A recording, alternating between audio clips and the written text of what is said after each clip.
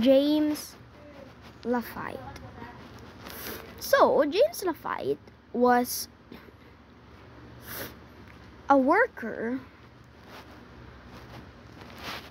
in the time that America was having slaves. And when he heard that the English had come to conquer America, he decided that he would help the Americans. This he did very well. His master agreed him to enlist because he thought that if he did not agree to make him enlist, he would go over to the British for his freedom.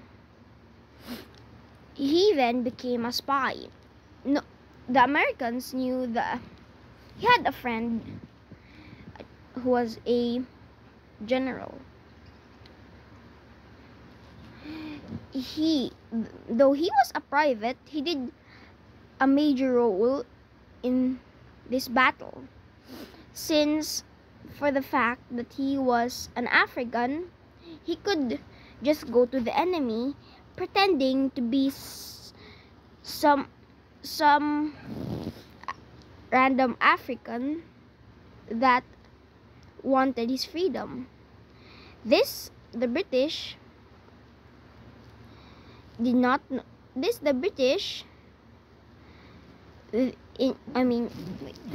his plan was to go to the British lines and pretend to be a refugee. When he said that he wanted to go with the British, the British gladly did.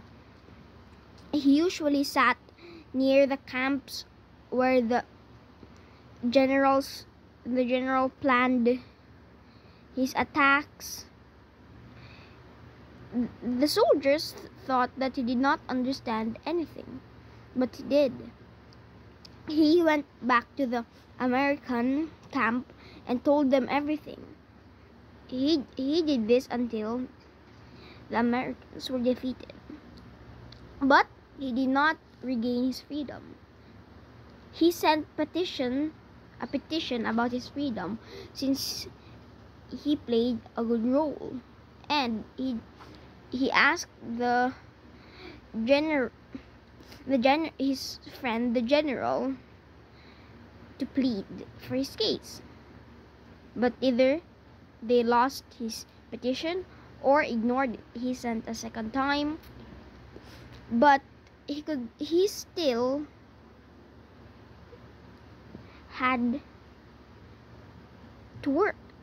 Then when he told that at least he could have a soldier's pension, he was agreed to have $20 each year. His stories he told to the man who gave him his $20,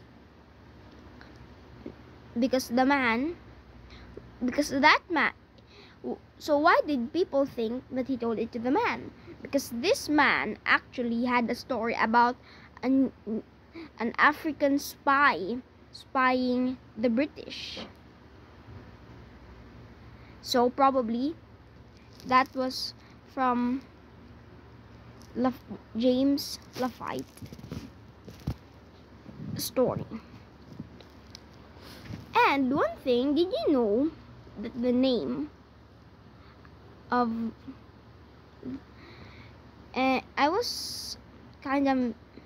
when I read the story, I kinda got it mixed up, because the name of the general was Lafayette, and the name of James'